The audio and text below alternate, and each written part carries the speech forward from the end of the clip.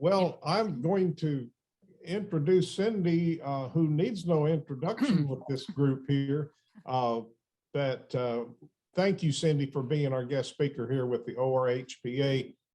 And it's been a while. We wanted to hear how the Atomic Heritage Foundation is doing, what projects you may be involved in. I've enjoyed your website. You folks are staying busy, I can see. You mean the newsletters? Pardon? The newsletters? The newsletters, yes. So I want to just turn it over to you, and you tell us what's new, what you're involved in. We'd love to hear about it. Okay. Well, I wasn't sure who was going to be on this call, so I kind of put together a kind of a background piece so that everybody knew where we came from before we get to today. But if you'd like, do you want me to start at the top or start at the bottom? Well, your choice. You go ahead and start wherever you like. Well, some of this may not be new to you, but maybe it will be. But there's been a lot of transformation over the years, and most of you I know from the beginning days. And this building is a picture taken in 1997, when I think I knew everybody but Barbara on this call. Because at that point, I was at the Department of Energy. So I had that 6 years, felt like 60. No, just kidding. It was a formative time, because it was during that stint that I got to know that the Department of Energy was a steward for the Manhattan Project properties. And there were like-minded folks in the department, like yourselves, that also felt that somehow we ought to get together and save these properties. And that's what we stood out to do. Now, I wanted to emphasize to those who were not part of it, that even in the Manhattan Project, success was not inevitable. Gordon can't see this picture, but it's a character who plays Oppenheimer in the TV series Manhattan, and he looks very worried. And he was. Oppenheimer tried to resign, as you probably all know, in the spring of '44, when the implosion device wasn't working, and he thought all was lost because Oak Ridge wasn't producing its uranium, and they didn't think they'd have enough for the bomb. So with the at the Department of Energy, they were stewards of the Manhattan Project, but they were driven mainly by the cleanup mandates, which of course had a river of money, as they call it at Hanford. Billions of dollars were available for cleanup. This is great, but there wasn't money for historic preservation, for preserving anything. So people asked, when they saw this very forlorn image of the V site at Los Alamos, why preserve this building? It looks like a wreck. It did. It was dilapidated. The roof was falling in. There was an earthen berm behind it that had eroded the wall on the far side. You can't see that. And it had asbestos shingles. I mean, it was condemned.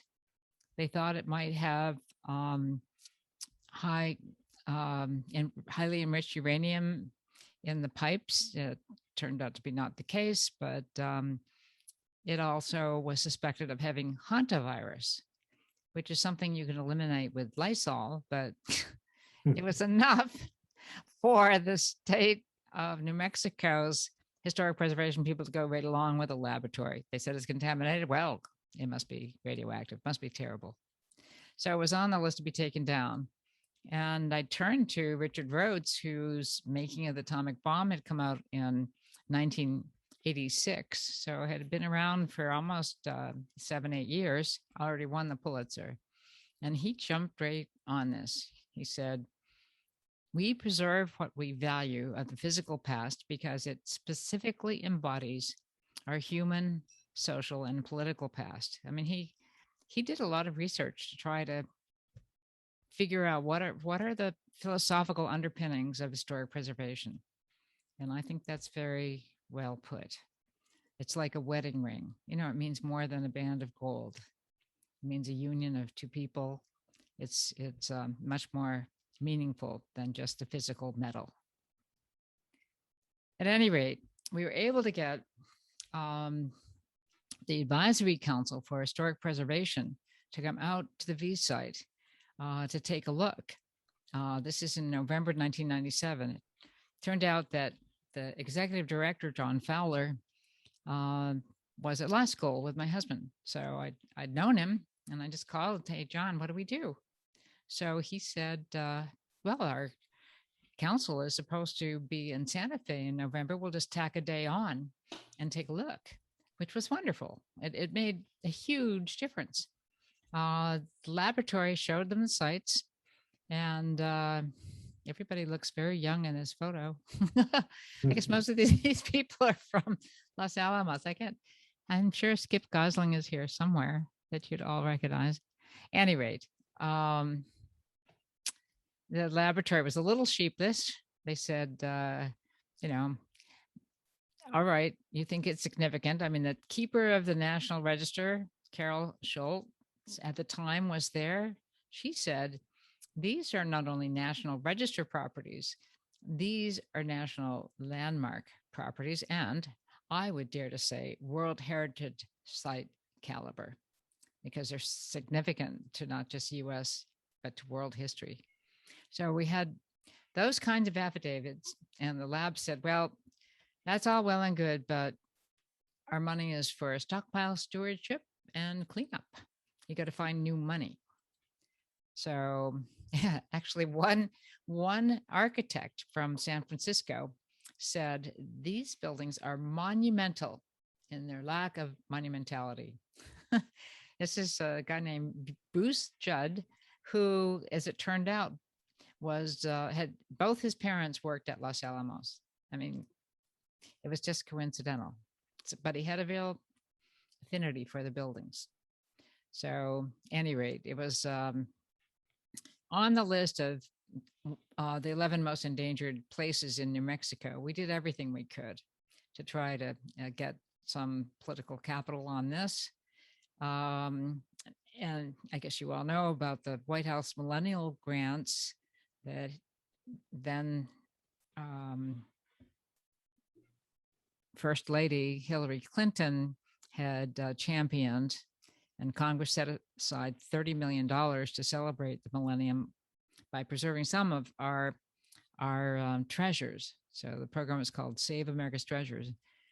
And then Bill Richardson, I mean, he was secretary at the time, he went along with this, which was great. And there were 7 properties that the Department of Energy sites nominated. I'm trying to think of which came from Oak Ridge. I'm sure you had one. Yes. Right? Yeah. Do you remember? Yeah, I remember those. Those were the wild and woolly days. Is this the signature properties we're talking about? Well, no, they didn't. No, these were actually proposals to get grant funding from the National Park Service. The two that there were 7 submitted from the department, and I could look them up, but and I'll let you know what came from Oak Ridge. But the 2 that won were the buildings at Los Alamos and the EBR-1, the Experimental Breeder Reactor 1 in Idaho. It was built right after the war. They thought there would be a shortage of uranium, and it basically bred plutonium and was able to keep going. It's just sort of the perpetual motion machine to create more fuel than it burned. But what was ironic was we almost didn't get it.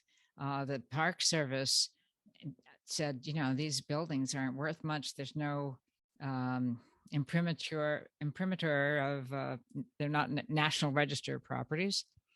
But 3 of the 5 panelists had actually been on the advisory council tour of the V site.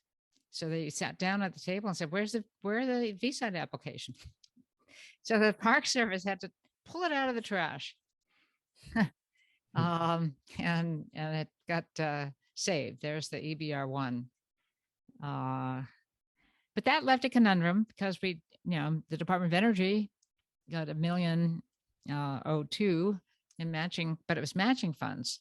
So somebody had to raise $1 million some dollars before there'd be a penny for these two properties.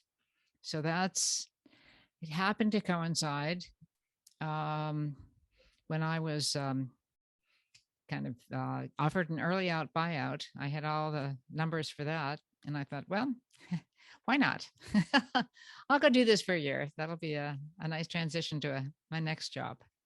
So that got me started. I worked with the National Trust for Historic Preservation because I needed a 501c3 in order to get donations, their tax exemptions. And anyway, that's how this whole effort began. And Los Alamos was a natural early partner because the V site's in their domain. And we had 3 weekend-long events in 2001, 2004, and 2006. We found that Bingaman and Domenici were staunch supporters of this, the 2 senators, and as was Congressman Udall, who then became senator. And the county restored this Fuller Lodge, which for me was a godsend. They spent $300,000 because these ponderosa pine logs that are the structural support for the roof on the patio they're like straws.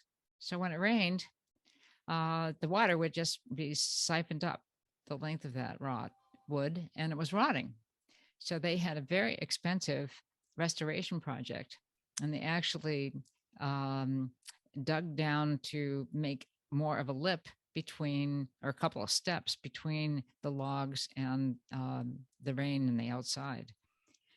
Anyway, so the Park Service wanted me to succeed. I think that's the only reason they did it, but they allowed that investment by the county in Fuller Lodge to be part of the match. So I was grateful. But we had, lots and lots of programs. We had 7 events in 2001 in 3 days, which I realized was a little over the top, but because the Atomic Heritage Foundation consisted of myself, and that was it. I commandeered my niece, who had just graduated from college, into coming out and being my sidekick and gopher, and she did everything to help make all these things work. But it was really a partnership with the Los Alamos Historical Society. I couldn't have done it without them. And Richard Rhodes, he gave the lecture the first night. Then he led the panel to discuss his play about a Manhattan Project scientist who died in a criticality accident.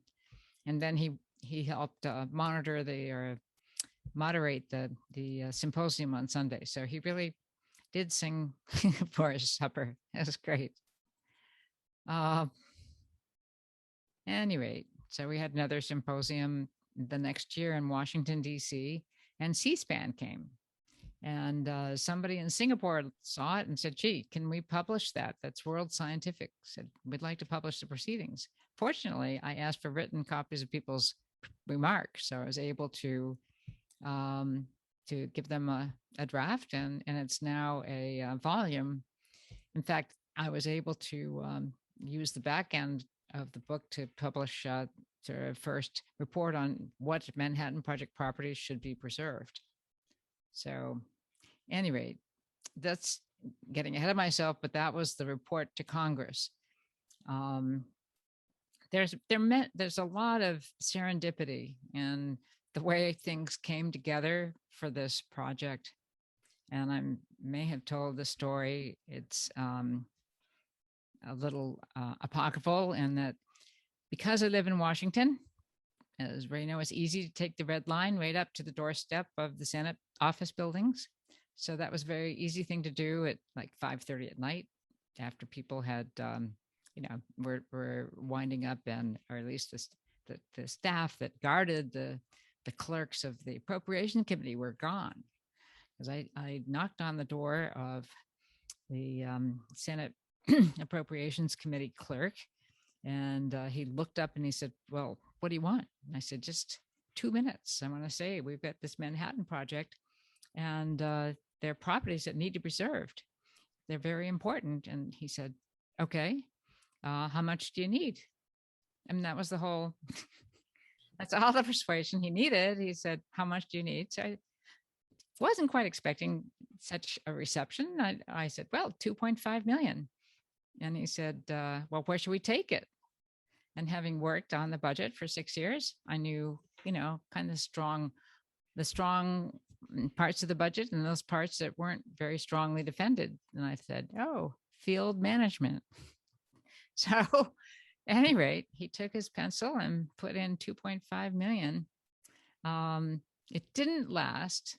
It didn't make it through the House. The House staff said, "What? We'll give them 2.5 million this year. Next year, they'll want 5, and then they'll want 10, and then it'll just be an escalator ramp, DOE."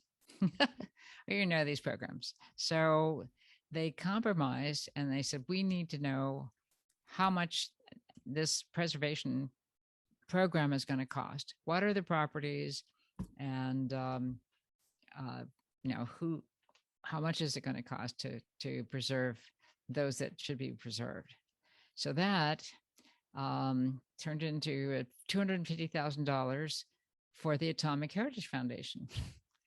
And we had just been formed. So I used that money to go down to Los Alamos, Oak Ridge, and Hanford. And you probably were all at these meetings, maybe. And can't remember which month we had, but it was February and March. And I invited the National Park Service from Atlanta to come and speak, and they were great, and could answer people's questions. There was a lot of nervousness, I'd say, especially in Los Alamos, that they would lose control, that somehow the Fuller Lodge would be, a national park property, and they wouldn't be able to use it for community events or weddings and things like that. But at any rate, it was a very good beginning, and we got recommendations that there ought to be a National Park Service special resource study, and Bingaman and Domenici championed that, and it became law, despite the fact the George W. Bush administration said no new parks. That was they were firm about that, except when it came to the Manhattan Project Park. Look what I was able to do. Okay. Anyway, you recognize these places, these mannequins, make a nice colorful picture. So there were hearings. I was the one who got to testify, which was fun. The other 4 people that after we spoke, there was a national park representative, and he said, with respect to the first proposal, the Park Service is opposed. Second one, opposed. Third one, we're opposed. Fourth one, we're opposed. When they got to the Manhattan Project special study, he said, "We're not opposed," which was a ringing endorsement. That was really fun. So I must say, Lamar Alexander was a real champion, as you all know. We couldn't have done it without him. He was excellent. And as was Doc Hastings. The only 2 still there are Maria Cantwell of Washington State and Patty Murray. And they were powerhouses. They were great. So anyway, we were very lucky. We had, a stellar congressional delegation supporting this. Somehow this keeps going. Okay. John Jarvis was the Park Service director at the time. It was complicated. The 2-year study took 8 years, as you well know. The National Park Service feared liability for radioactive and toxic contamination. They weren't too enthusiastic, I must say. But with this strong coalition among the 3 sites and partnership with each place, this is Oppenheimer's home, which is thanks to the generosity of this couple who lived there for like 60, 70 years.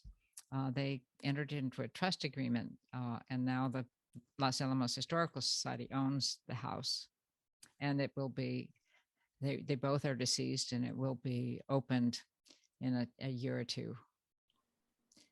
This is a meeting we had. We had Domenici. He lost his coat on the airplane. He left it in the overhead bin. And for the first 15 minutes of his 20-minute speech, he talked about how he went to the local store and bought haberdasher and bought a new jacket just for the occasion. And he said, "How do you like this? You think my wife always picks out my clothes, but I think I did a good job." That was pretty funny. And let's see. And then we had a dedication of the V site. So that was exciting. It's unfortunately still not available to the public. It's kind of getting less available, but we'll keep working on that. Another symposium on science and the arts. This is a scene from Dr. Atomic. This is John Adams, the composer of Dr. Atomic, who talked about what it was like to compose the opera. Thanks to Richard Rhodes, who was a friend of his, said, "Oh, you should come, you should come." And he did. And the B reactor. So this is part of the history out there, Native American history, of course. And there's the Secretary Salazar. It's just transformative to actually go into these properties. People just love it. So that really got a lot of people like the Secretary of Interior excited about preserving the Manhattan Project.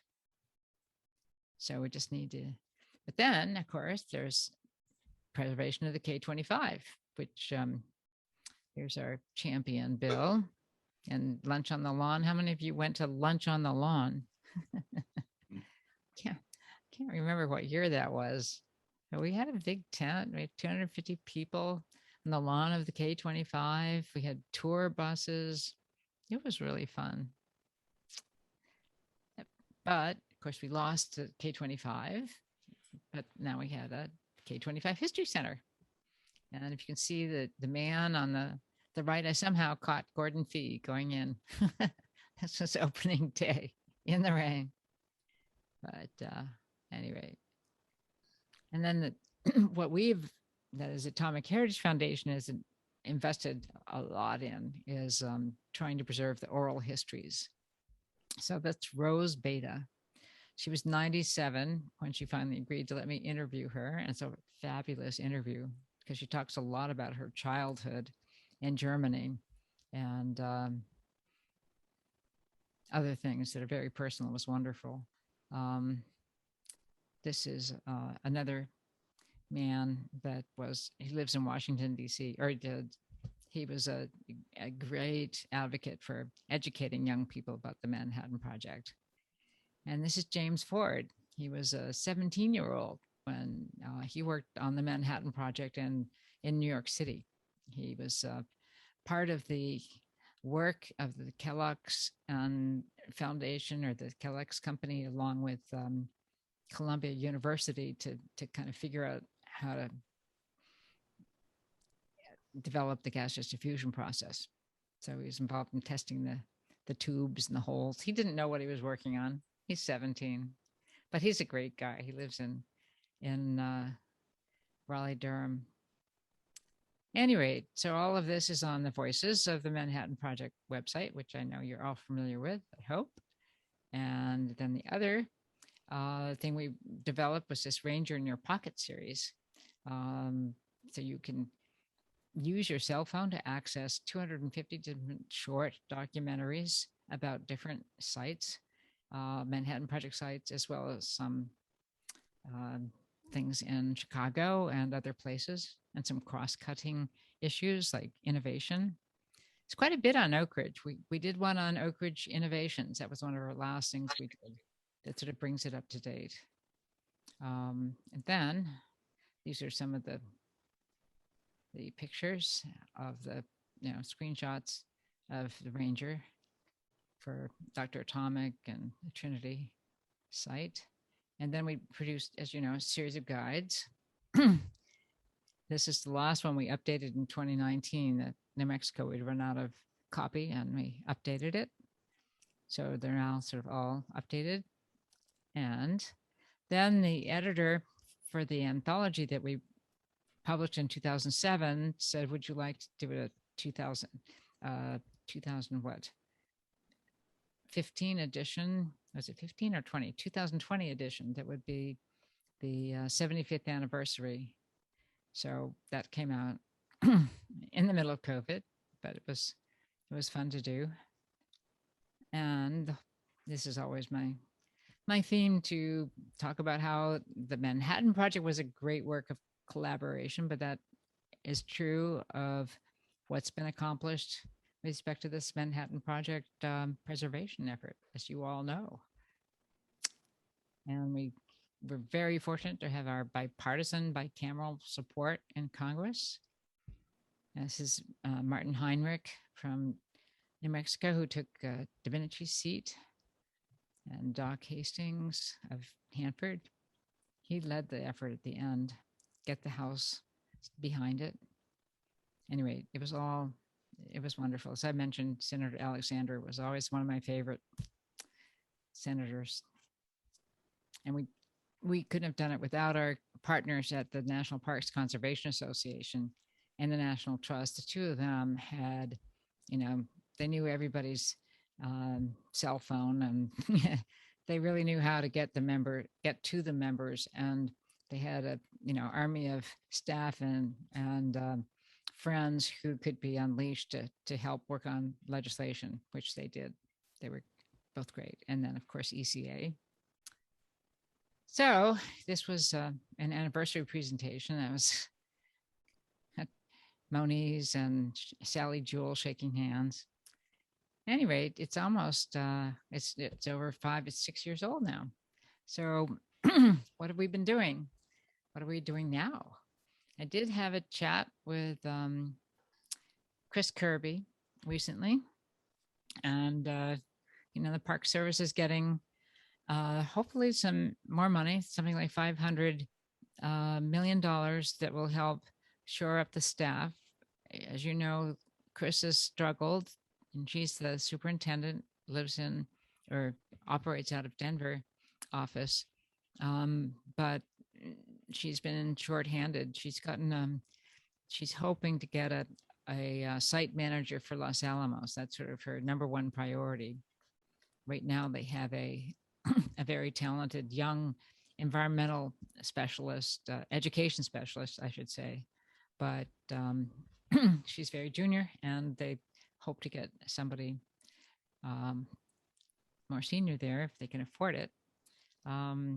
Becky Burkhart is in Hanford, and we have Nikki Nichols, who's been wearing like triple hats, managing the Manhattan Project Park as well as the others she's responsible for, which hopefully this won't go on forever, although I guess it's going pretty well.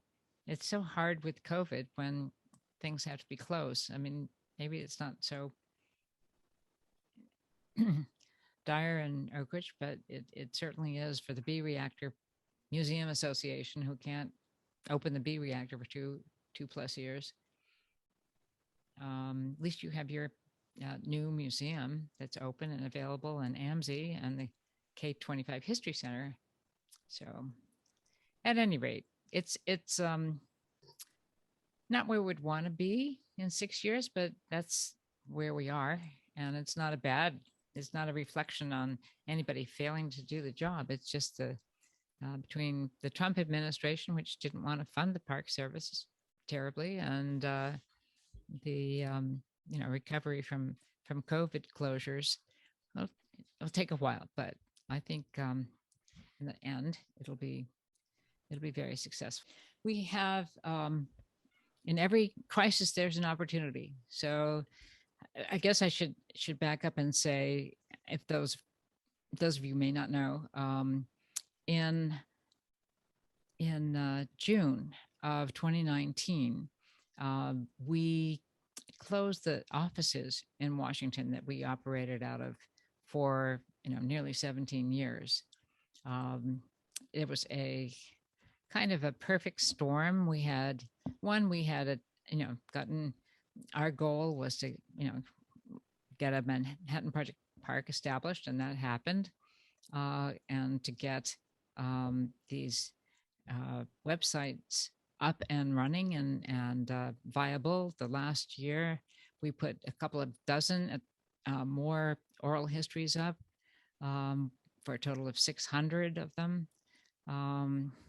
These are a mixture of new ones that basically AHF took over the last 10 years, and ones that we found in archives moldering away. So some that were taken in the 60s of Oppenheimer and Groves. If you ever have insomnia some night, you can hear 12 hours of General Groves in his voice talking about the wondrous things he did. And it's pretty amazing to hear his voice. And the same with Oppenheimer. Oppenheimer is more succinct. He spoke for 45 minutes, but his grandchildren tell me that it is the best likeness of their grandfather's voice that they ever heard. So it's pretty awesome. We have a lot of documentary filmmakers and museums and others who C-SPAN. We've had several shows that C-SPAN has dedicated using our oral histories, and they come back again and again. They're really very popular. People like to hear the real McCoy. So we are very pleased with that. And the website has 20,000 pages of history articles and seminal documents that is kind of a go-to place for students. We get a lot of students and teachers who need to find out about the Manhattan Project going to our website. So we had over almost 3 million people in 2018. And this is just before we, started winding down the organization. We had to, stop all our social media presence. Obviously, I lost my wonderful lieutenants, Alex Levy and Nate Weisenberg. Nate had been with me for over 4 years and Alex for 8. So she was really invested in this and knew everything and everybody. They were a great team, which is a big loss. And then we had a lot of interns over the years. I was thinking maybe we had 50 different interns. I don't know. They were great. So we had a lot of, even though we didn't have a lot of money, we had a lot of people working on this with a lot of enthusiasm, and they were very productive. So if you're wondering if Atomic Heritage Foundation is keeping up the way it had operated, no, because it's down to yours truly. I say that is the AHF part. We are partnering with the National Museum for Nuclear Science and History, which is in Albuquerque, New Mexico. Has a long history, I think 50 years or more. They were founded on the Kirtland Air Force Base. They moved off after 9/11 because the public couldn't get on the base. So they moved to first an REI warehouse or some such thing. And then they built their own museum, which is northwest Albuquerque. and it's 10 years old now, that the new building. They had they have a nearly identical mission to try to educate people about the Manhattan Project and its legacy, both for peaceful uses and for weapons uses. Um, and I think they do an excellent job. But they've been, their ambition was, to keep going, just pick up where we left off and keep adding to the website, and taking Cold War histories and all of that. And they've had to, curb those ambitions because of COVID. They were totally closed, which is tough for a museum that gets revenue from visitors. And they had to cut back on. They lost 25% of the staff. So they're building back up now, which is great, but it's, they went through a dip. So that coincided with, this new partnership. So in terms of, well, what is AHF going to do next? The museum discovered recently that our website platform, is 10 years old. We created these websites 10 years ago, called Drupal 7, if you're familiar with all these website platforms. At any rate, it's not going to be supported after November 22. So this is not a good thing for a website to be on an unsupported platform. It means hackers can get in with abandon. They stop patching up the security breaches and that. So it would be disastrous. So we have to migrate those 20,000 pages and put them on a new platform. So we have a crisis, but we also have an opportunity, because in migrating them, we can do some renovation. I think it'll really help the websites to be, a little snazzier, and more searchable. The new platform that we're going to put it on is called WordPress, which is constantly updated. It's designed for publication. So it's has a lot of features like search engines built into it. So instead of paying someone to design, a search engine, as we were contemplating in 2018 to make the Ranger in Your Pocket more searchable, if you want to see where Bill Wilcox is in our 250 documentary videos, right now you have to kind of hunt and peck, find him. But this would let you just type in Bill Wilcox. Where is he? So anyway, it would be much improved. So we're poised to do that. But the museum has asked me if I couldn't raise some of the money. So I said I would try. I mean, I do have a lot of contacts with the Manhattan Project families. Most of them, I have to say, are the families, because we're down to 1.5% of World War II participants surviving. So in Manhattan Project terms, it's kind of crazy to think that 600,000 worked on it. I mean, they did, but a lot of those people were there just for terms of maybe 3 months or something on a construction crew at Hanford. So, let's say the hardcore is of people who think of themselves as Manhattan Project veterans, maybe 125,000, maybe 150,000, 200,000 max. But I think most of them would be, it would be in 150,000 or less. So 1.5% of that, how many is that? Not very many. So we're down to just a handful. And so we're dealing with the next generation. We'll see what we can muster to get the support we need for this. But I say it's an opportunity, because I would love to work with each of you if you have ideas of how the websites can be improved or made more compatible with what you have in mind. Let us know, and we'll see what we can do. So that's really my agenda. It's just, Alex Levy said, well, things always come up. Things do come up. I do get, which is fun. I get a lot of calls for some reason from the BBC. So I've been on a program on Leo Szilard, which fun, but I had to prepare, his entire life.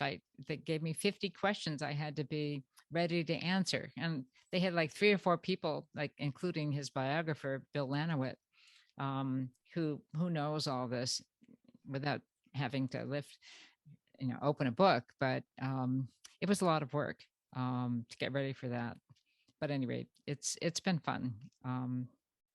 So things come up like that, and I enjoy that. But it's hard because I'd like to be able to do much more, but I have to recognize that I only have so much time, and it's not always easy. I had to pick up all of the administration of this organization, and 501c3s, is maybe have tax forms that have to be filed, and now we have paid family leave filings that have to happen every month. And I mean, it's just a lot of stuff that is less attractive, not as much fun, but somebody's got to do it. And since I'm now the chief cook and bottle washer, I get to do all that too. At any rate, keeps me busy. So I've talked a lot. Cindy, I'm going to stop talking. I have a question for you, Cindy. You mentioned when you were talking about the oral histories, how people really want the authentic thing when they are looking into this whole subject of the Manhattan Project. And I've certainly found that's true when it comes to structures, buildings. They want to see some preservation happening. It's difficult, though, with these sites behind a fence in DOE sites. We had hopes that the Pitus fence would shrink down and leave Beta 3 to the outside. And now that we hear that's not going to happen. And based on what you said about the V site, it's still behind security fences. I think we need to press for more of these historic sites to be available to the public, and some changes with their security have just got to happen. And I think we've been waiting pretty patiently now for a number of years, but the signs are that not much is going to change anytime soon. What is your take on that? You've seen all 3 sites of the national park. What do you think is going to happen? I think you're absolutely right. I mean, it does. Each of these battles has come up at a slightly different time. Like the battle to preserve the B reactor, they were going to cocoon that. That is, take it down to the shielding walls of the reactor core and put a cap on it and inspect it once a year. It would lose its integrity entirely. And that battle, I think, was met in the aughts, like 03 or 05. It's and I think now it's pretty secure. But I mean, it's been sad to work so hard on the K-25 and then have most of that disappear, and then find each iteration of the plan to do the interpretation of the equipment and such, and the footprint gets whittled away. Yeah. And the viewing tower that was supposed to be 60 foot tall, they reneged on that. That one really hurt. So I guess they're going to let us know December 2nd what the latest iteration is. But the viewing tower is down now to 20 feet? What is it now? I don't know. Yeah. It's kind of, it's amazing. I mean, they said that the Park Service would complete the Wayfair signage, like 12 of them, but they gave them like 10 years to do it or something. Yeah. I mean, amazing. Hey, Cindy, this is Gordon. You're in contact with the national park people. Do you get any flavor that the national park people really are committed to trying to save some of these facilities and make them part of the park? I mean, we hear in this latest infrastructure gateway in Washington that one of the parks in San Francisco is going to get $200 million. Is the Park Service committed, or are they just sort of silent partners in carrying the park? We've learned a lot on how to lose something. I think, Ray, did you hear that better than I did? Or did anybody hear Gordon's question? Was that Gordon? That was Gordon, but it was cutting out. Let me help a little if I can. Gordon is asking, what about the National Park Service? Are they serious about trying to get these beta 3s and V sites, those Los Alamos sites? Are they serious about trying to get those out, or are they just allowing the Department of Energy to make those decisions? And it's twofold. Funding, for example, in beta 3, to clean that up to where you can have the public in is going to take millions of dollars. Who's thinking in those kind of terms? And what kind of terms are the National Park Service thinking in terms of funding for bringing these sites out? I believe that's what he was asking. Gordon, is that right?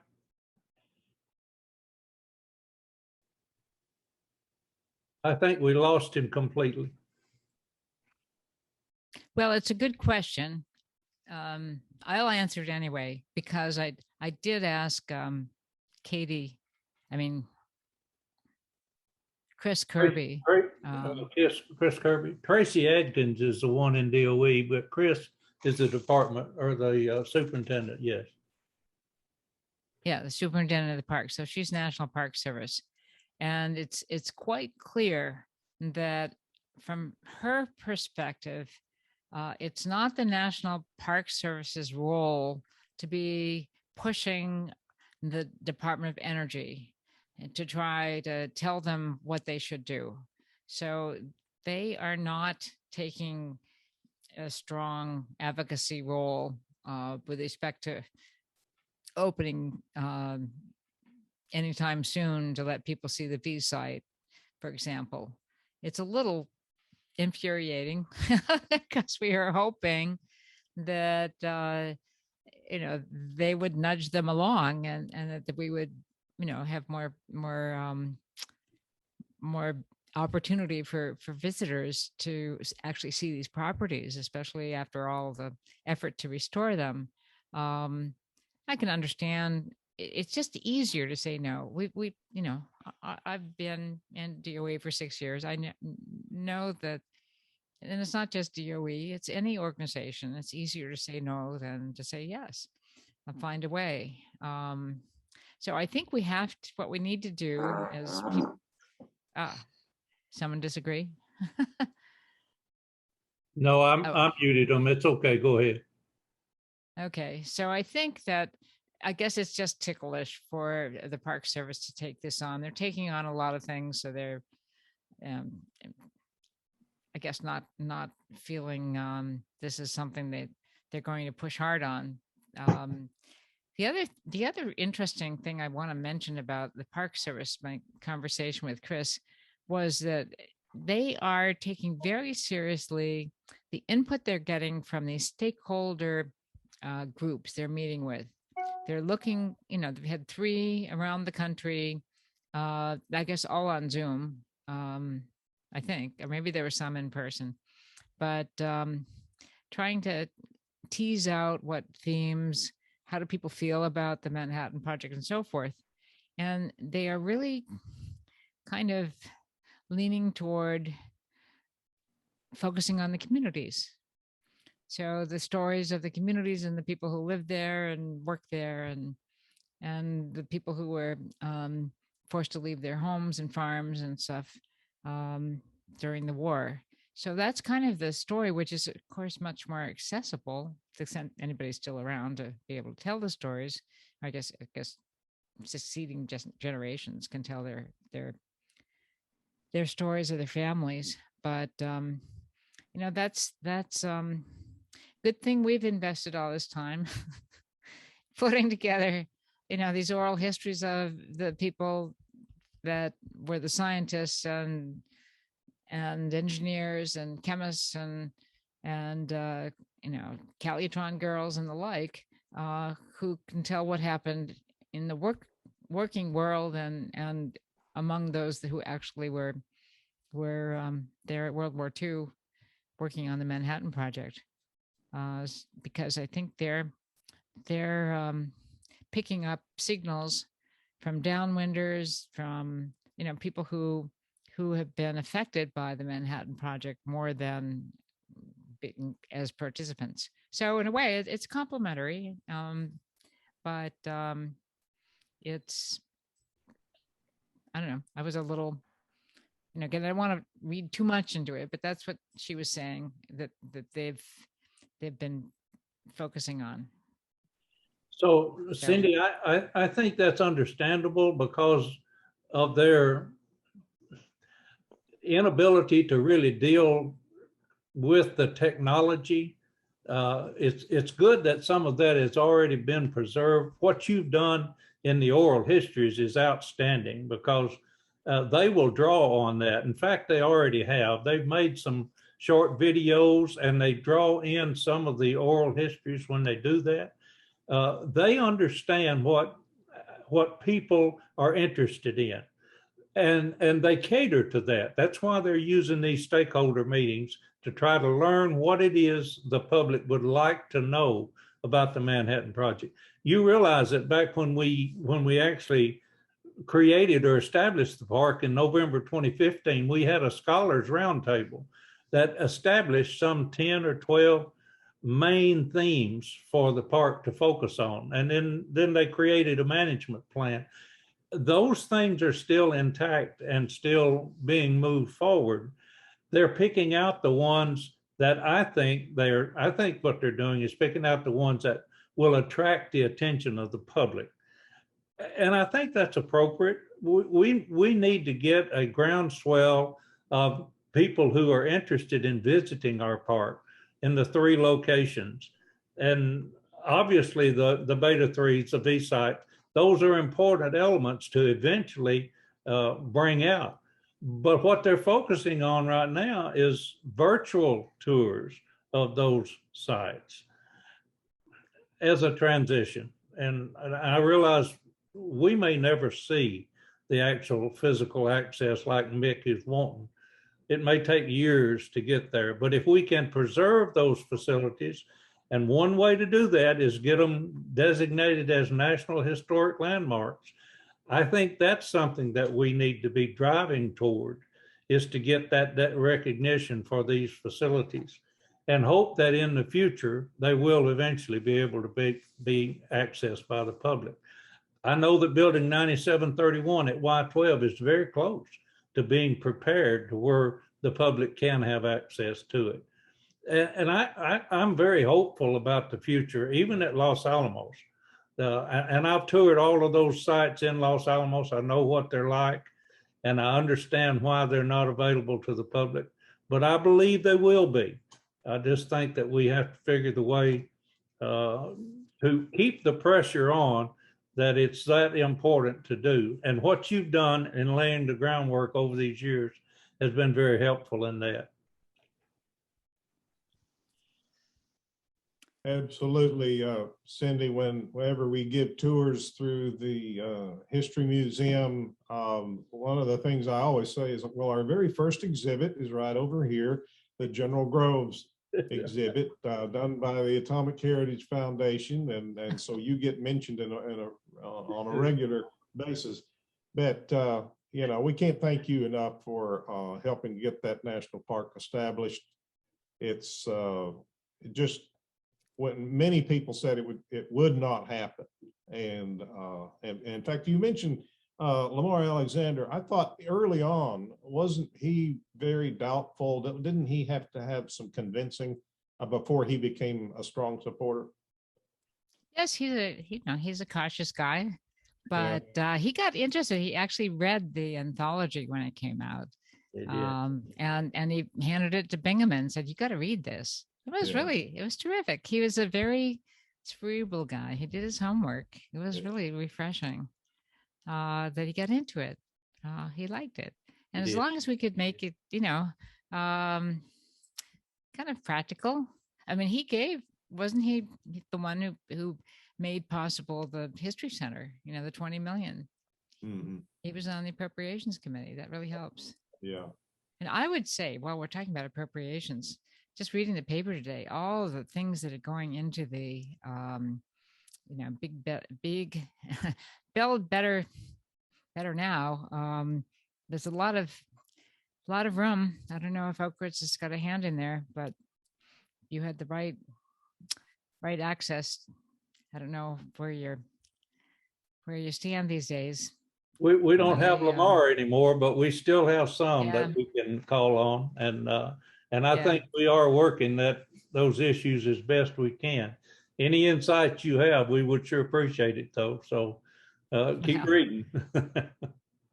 I don't know. I mean, if this were 20 years ago, we could be up there, but it's a crazy time. I mean, that so many controversies, but I was just reading all of the things that have been tacked on, like discounts or tax credits for e-bikes. So if you buy an electric bike, you get a tax credit. I mean, this is amazing. So why not preserving some of these Manhattan Project sites? Yeah.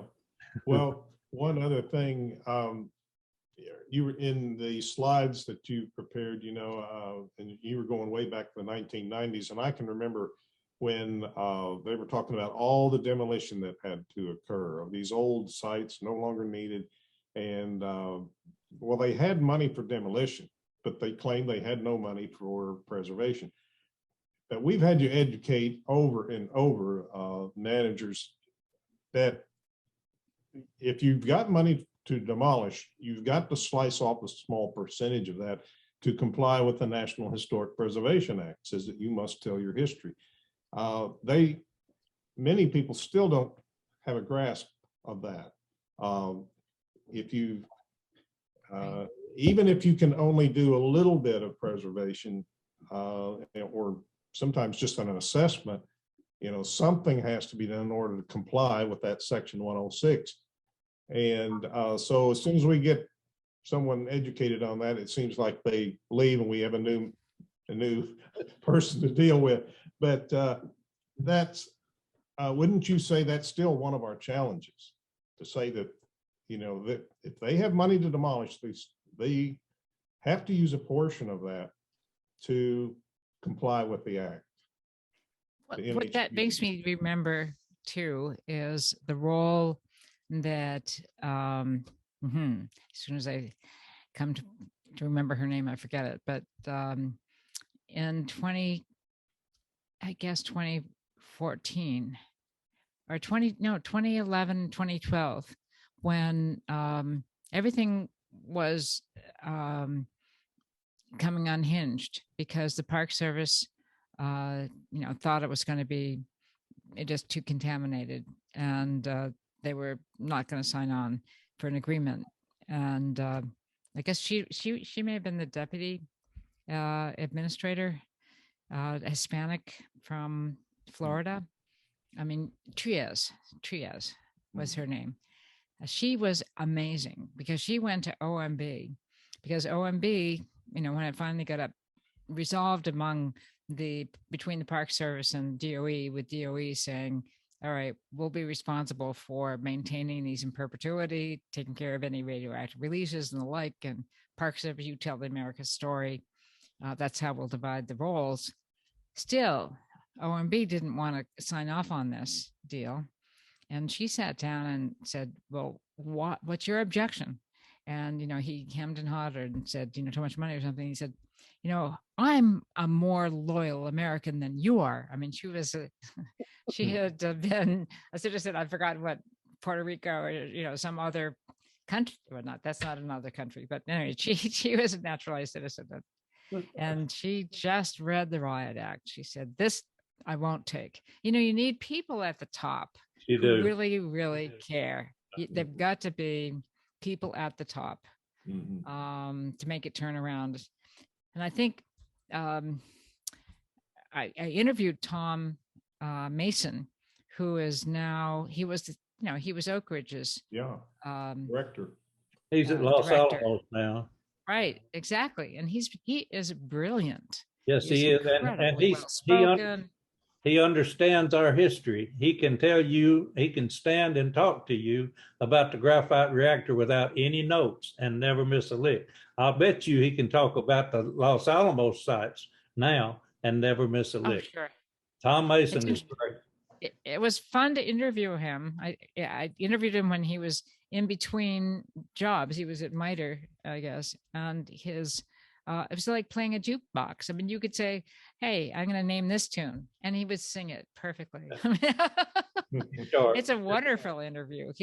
But he also came to one of the events recently where I guess it was the Santa Fe Opera finally saw their way to hosting Dr. Atomic. And here's this opera written, it was commissioned by the San Francisco Opera Company, and then it showed around the world in Copenhagen and London and Chicago and New York, but not in New Mexico where it took place. And the people in Santa Fe are sort of still spooked out about radioactivity from Los Alamos. It's ironic because half their economy is based on spin-offs of the lab. But at any rate, there's a lot of people who are deeply skeptical, and so the opera people finally had the thing, and there was an event, and Rhodes was there, and Tom Mason came to hear his speech, and he sincerely is interested and devoted. So I think he's our Inez Trias of the department today. Yeah, I just have to work on him. Yeah, I think you're right. I do. Mm-hmm. And hopefully it'd have some influence on Oak Ridge as well. I mean, he certainly knows Oak Ridge, right? Yeah, he does. He knows Oak Ridge well, and he's been a strong supporter. So he won't forget what he knows. Mick, anything else before we wrap up? I can't think of anything right now, but thank you again, Cindy, and we'll be staying in close touch with you. And as I said before, you get anywhere close to East Tennessee, you come visit us. We'll spend some more time with you. And we made some good updates to our Oak Ridge History Museum. I'd love to show you that. And thanks again. Well, you're very welcome. It's been such a pleasure to work with all of you for all these years. And it's been, such a worthwhile endeavor. Even if we didn't get everything we wanted, nobody bats 1,000. We got a lot. We did. We got a lot, and they can't take it away. This is for the ages, this Park Service. Yeah. You're right. And you need to know that the statue of Oppenheimer is prominently displayed in the Oak Ridge History Museum. You need to know that we're selling the booklets that you gave us that are there on sale in the gift shop, as are the posters. So we appreciate the association with you. And seriously, if you get to East Tennessee, as Mick said, we'll give you the grand tour, okay? I'd love that. That sounds great. Okay. Thank you, Cindy. Okay. Well, thank you all for coming. Katatra, I didn't hear from you, but I can see your picture. Hope you're doing well. Great to see you, Cindy, and thank you so much for all that you have done for the historic preservation of Oak Ridge. Well, I just wish we could have done more, but we can still do more, right? Right. Exactly. Cindy, you need to know that Katatra is writing her second book, and it'll be out when, Katatra? Hopefully by December, January timeframe. Cindy, I just want to say that although I see where you have, when you were mentioning earlier when you left DOE and you started the Atomic Heritage Foundation, I see how you could catch, I guess, for lack of a better term, the bug and to continue on with this great work. And I've kind of done the same thing outside of the department. So I've written one book, Atomic Hope, which focuses on the African American contributions during the Manhattan Project, and has gotten a lot of traction. I did a podcast the other day, and I'm writing a second book that's focusing on pre-Oak Ridge history, Robertsville, those areas. I've done some research and found that there was some enslaved that escaped to here to Oak Ridge, and they left an impact on John Hendricks' family. So in that folklore, so I'm really excited about the history, and I've taken a couple of notes from you. So thank you so much. Thank you so much. Katatra, you're doing a good job. Cindy, her books are a different focus. She really has a way to get people engaged in learning about the things that she's writing, and they're just really good. She's doing a good job. So you've inspired her. Yeah. Keep up the good work, Katatra. Thank you. And I'm doing as much as I can on the NHPA front as well. As much as I can, but you're right. You just have to get the right people at the top to hear. I can jump and scream all day. However, my pay grade doesn't necessarily reach appropriations, which is where it's at. Yeah, I know. I've been there.